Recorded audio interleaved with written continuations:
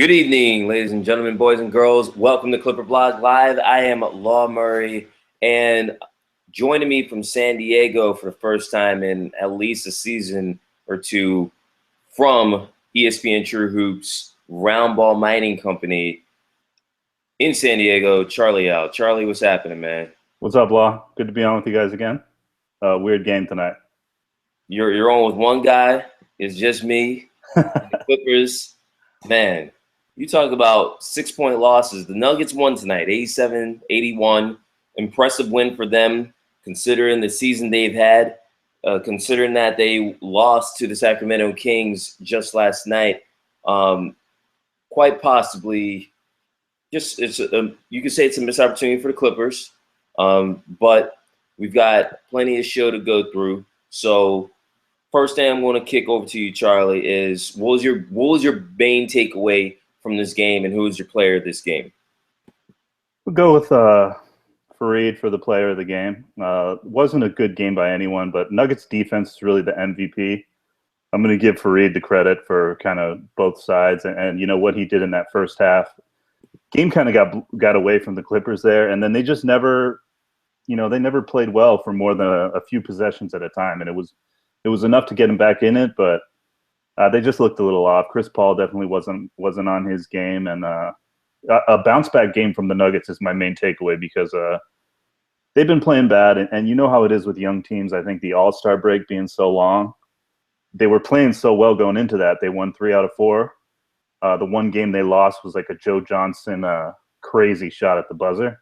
Yeah, has Nurkic's knees recovered from that? I didn't see him out there either. Dude, I think he still might be hurt from that. That's why he's getting benched now. So yeah. Good. I didn't think about that one. That might be that's a good call. But yeah, nice bounce back game from the Nuggets. They've been playing bad, so this is not surprising. The Nuggets have had some big wins. Not a lot of people know this. They were one of the teams that beat the Warriors, and they went to overtime in another game. So the Nuggets have. They have the potential to upset some teams, and just combination of things, bounce back game for the Nuggets on a back-to-back, and I'm sure you'd agree, not the best night for the Clippers. Well, the thing with the Clippers is you talk about the Nuggets bouncing back. I mean, if you can have a letdown, this was it. I mean, they beat the Suns by 40 Monday night. I mean, I know the Suns are to the point where they're firing people all over again, and Chuck is going on inside and talking about how the popcorn in the parking lot is a factor in how bad things are, or at least a consequence of how bad things are, I guess. I mean, it's rough to stay home, catch a team on the back of the back, and lose a game like this tonight. And you mentioned Fareed.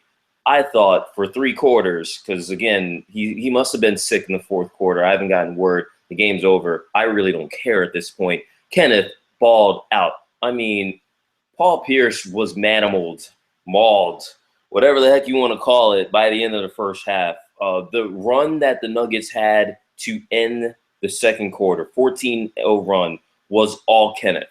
Okay, Kenneth finished with 21 points, 11 rebounds, and just under 23 minutes tonight. And the Clippers never recovered from that one singular run. And I mean, the Nuggets were soundly outplayed for most of the second half. But I just thought it was poetic how after Ralph and especially Mike Smith were like, man, Kenneth Fareed doesn't get better. And then immediately Kenneth Fareed goes all Kenneth Fareed on the Clippers. It was a sight to behold. Yeah, that was a stretch right there that busted the game open, and Fareed does that. He has the potential to come in and change games like that. I think you'll agree. Wasn't really. I don't think the Clippers really dropped the ball or anything. It's just he was grabbing every loose ball. He was just making crazy plays, defense and offense. He just couldn't be stopped for that little. It was just a short stretch there. And a couple of bad shots on offense contributed to it. That was when the Clippers really went into that mode where they just started chucking threes at the end of that 3rd quarter, and they kind of did that for the rest of the game. Paul didn't look right to me, and definitely that stretch at the 2nd quarter was all Fareed, and that gave just enough of a cushion so that, it was an uphill battle from there for the Clippers. Now, here's the thing with the threes. This game started off a lot differently. We're talking 11-2, Right. I believe, was the score after only a few minutes. I mean, the Clippers hit their first few threes. Things got awkward because the Clippers kept shooting threes and they were shooting blanks. I mean, have you ever seen a game where a team shoots 46 threes? 46. Yeah, no, I mean, the Nuggets are not good at defending the three, so it's understandable to go to that. JJ Redick was probably the only Clipper that had a really good game all the way through, and he was making a lot of them. But I guess the thing that sticks out to me is, Chris Paul really didn't play his best game. When he's attacking and doing stuff off the dribble and being really aggressive, that allows the Clippers to get those good threes that are going to go in. And when they don't have that, it's kind of really the Clippers are kind of they're kind of iffy without Chris Paul attacking and being 100%. And I thought they settled for a lot of quick ones, like dribbling the ball up, one pass, and then a pretty open / contested three, long rebound, and Nuggets the other way. There were a lot of shots like that were just one pass, and that's where they kind of got into trouble. I mean, look, I'll tell you, I felt like, Charlie, this was one of the laziest games as far as offensive trust and execution that we've seen from the Clippers this season. And usually, not all their players are struggling to the point where they score only 81 points. This is the third, out of all the games they played, this is the third fewest that they've scored all season long. And it comes against a team, again, on the road, second night of a back-to-back. So, yes, I think Chris's injury had a lot to do with it. But, I mean, let's look at this one step deeper, okay? Because I, as you can tell, I cannot get over the volume. First of all, when it comes to threes, and everyone loves threes, and when I say everyone, I'm not talking about me. I'm making a blanket statement about the general sentiment of how you have to accept the three-pointer. Okay, get it, understood. So let's go into the numbers a little bit. Overall, team record for three-pointers attempted by the Clippers tonight, 46. They missed 33 of them. They made 13, okay? And the crazy thing is, Jamal Crawford, Chris Paul, JJ Redick, they combined for 12 of the 13 makes, which is incredible. I mean, they attempted, if you're getting 12 out of 27 threes from your entire team, that's all right, right? You're cool with that, Charlie, right? So right, that's a good percentage, yeah. Point, right? Okay, that's 44%. You're taking that. So the other busters on the roster tonight, get this. They combined to make 1 out of 19 threes.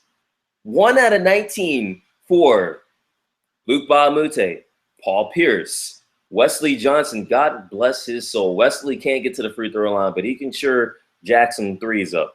Jeff Green, 0 for 3 tonight. And Pablo Prigioni, this might have been Pablo's worst game of the season.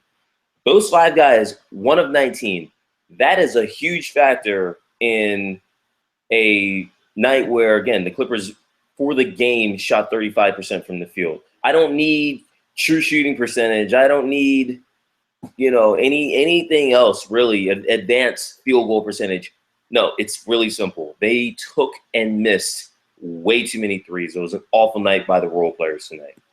Right. Well, when you're behind, when you get behind. We were behind, though, Charlie. It was starting in the first quarter. They were up, and then they were missing a bunch of threes, and they were down all of a sudden. Well, that's where I think Chris Paul comes in, because think about it. You have Chris Paul. He usually settles teams down.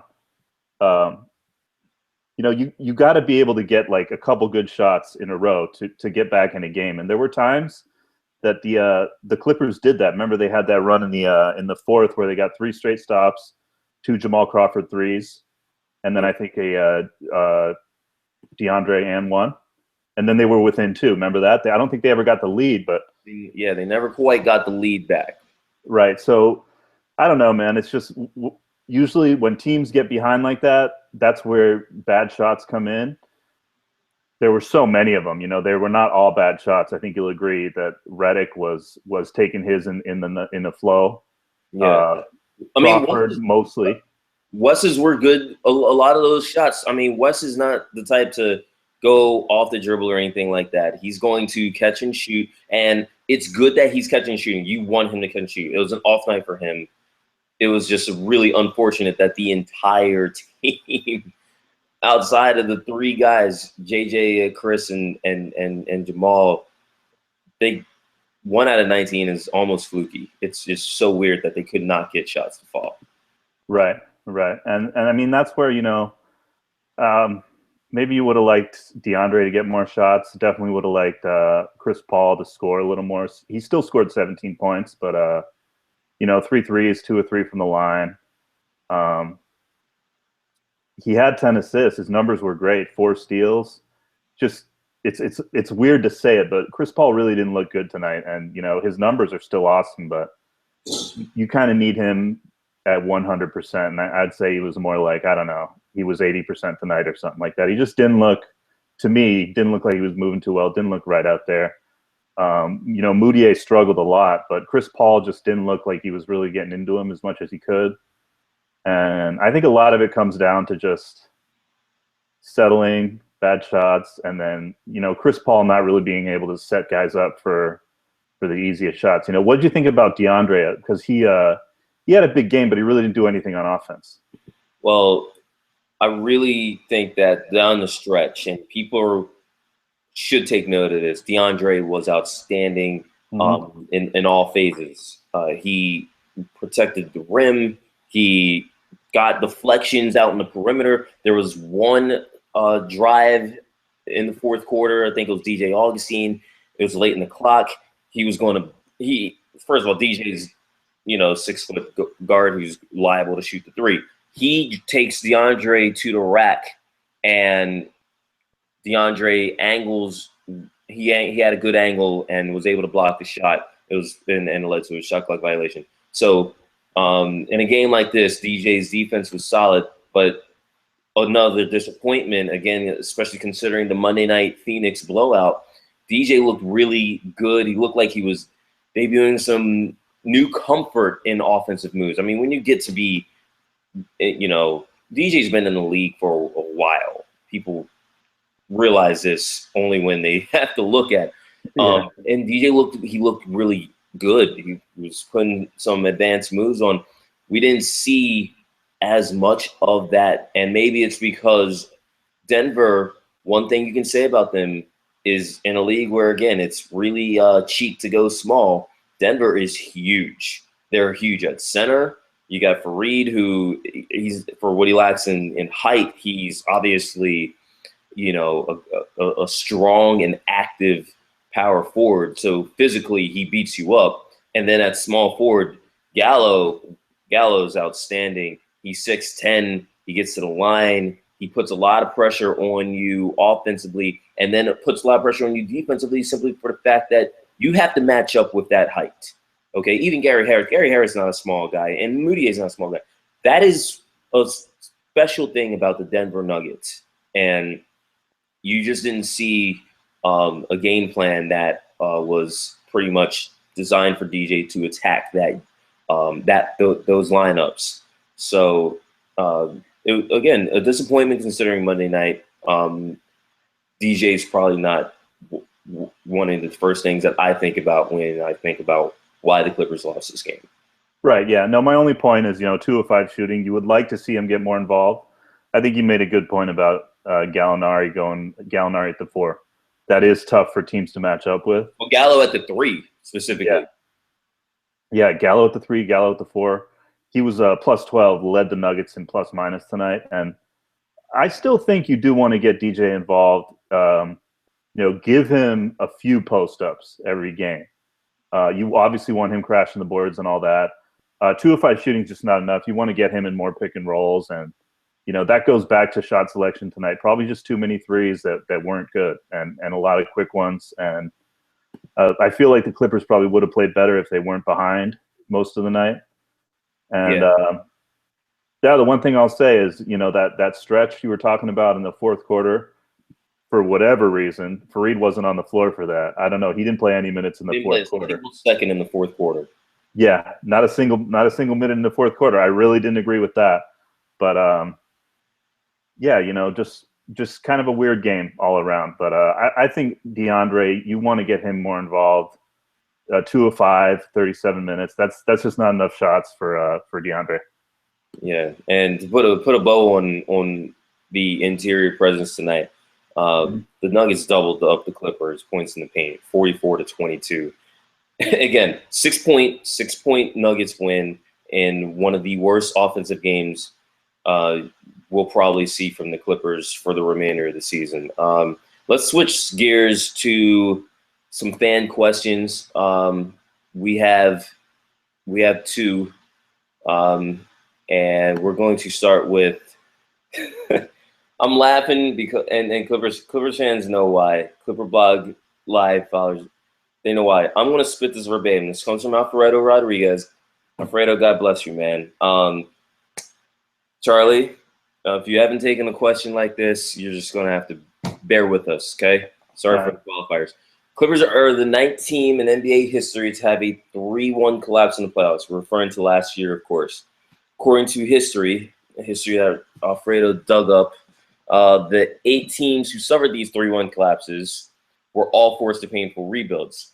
One of them being Doc's Orlando team from when they lost to the Pistons, and he didn't last into December of the next year. So the Clippers, they've dealt with the DeAndre Jordan indecision, the usual texts and ejections. Obviously, Blake Griffin was in street clothes because he has a broken hand. We all know why. Was that 3-1 collapse an omen in that we may be seeing a forced rebuild? First of all, again, I'm going to qualify since I'm hosting this and I'm on the hook for this question, not Alfredo. I'm going to switch this question. Should the Clippers overreact to this loss, or their fans for that matter, as an outside observer, Charlie? You mean that loss in the playoffs last year, or this loss? Both the loss of the playoffs tonight and because look, I'll tell you what. We've been getting questions like this all season. We've been getting questions like this really for the past 3 seasons. What happens with the Clippers during the regular season is any transaction they make, any loss they have, whether it's a team like Saturday night's loss to the Warriors or tonight when it's a game they probably, should have won. Right. Obviously, when the ball goes up, it's 0-0 and it's anybody's game. But, the overreactions and the trading fruit for the Clippers, it's a popular thing to do. There's very little risk if you want to come at the Clippers' neck for anything. Yeah. So, again, you witnessed this game. You've had to watch the Clippers play awful basketball for the past 2.5 hours. Do you think that this game is going to linger for the Clippers? No, I don't. Not at all. It doesn't surprise me. There's a lot of things going on in this game. Clippers did not look right. It's a bad loss, if you want to call it that. They're still in good shape. They're still fine. Nuggets they've been playing bad. They come in off a back-to-back. They've got nothing to lose. It's kind of like a trap game situation. I'm not surprised that the Nuggets played better. They were playing really well before the break. Fareed, big night. It was just one of those weird. I don't think this game means anything for the Clippers. They're still in great shape. There's nothing to fret about in terms of. I don't think this game can tell you anything about what's going to happen in the playoffs. There's a little bit of more to that question with the loss last year, which is looking pretty bad. I think you would agree compared to where Houston has gone now. They're kind of looking like, well, they made the Western Conference Finals, but maybe they shouldn't have. They might not make the playoffs this year. Of course, they made changes, but that's another thing. I don't know that I've watched enough Clippers to really speak on that, but I'm thinking. It would not surprise me if they're in the finals this year. I don't think they're heading towards a rebuild. It's just that the other 2 teams are so good that if they don't make it, it's not going to be. I highly doubt it's going to be okay. Well, the Clippers aren't good enough to compete in this era. They need to change everything. But it wouldn't surprise me if another loss spurs some changes, because you can probably make the argument, I think you'd agree, that if there's another early playoff round loss, why not switch things up? You've still got flexibility. You've still got great players. You just make like one big move. You're not going to tear everything down, but it's kind of hard not to see changes if the Clippers hit a wall in the postseason. Yeah, I mean, my thing with this whole situation with the Clips is it's a regular season. You're trying to improve, and tonight was a big step back. But now looking ahead, the Nuggets, they beat this beat this Clippers team tonight. They lost to the Kings the night before. Does this mean that the Clippers, to complete the triangle, go up to Sacramento Friday and hand another L to the Kings? Yeah, I think so. I think they're a better team than the Kings. They should win that game. They'll probably be mad about tonight. Obviously, depends on Chris Paul, but it's hard for a lot of teams to match up with what the Kings do. That's one thing. I give the Kings a lot of credits for beating the Nuggets these last two games after the All-Star break. Nuggets played badly, but it's really hard for the Nuggets to match up with Cousins. Clippers don't really have that problem. They have DJ, maybe the best defensive center in the game. They play better defense. They've got a better offense. I think they'll be able to give Sacramento a game. I don't think this game really says much about the Clippers. It's a bad loss, but those happen in the NBA. True. Hey, well, I'll tell you what. The Nuggets will be back in Los Angeles to face the Clippers March 27th. It's a long way out. And who knows? Blake Griffin might actually be back. Charlie, I want to thank you very much again for coming out on ClipperBlog Live to discuss this game. No problem, Law. All right, so final score tonight. Clippers take the L to the Denver Nuggets, 87-81. The Clippers will be back in action in Sacramento Friday night. Again, you know the deal with ClipperBlog Live this season. I can't guarantee you next time we'll be back, but when we are back, hopefully it'll be dope. Once again, thank you to Charlie Yao of Roundball Mining Company, and for ClipperBlog Live, I'm Law Murray, and we out. Peace.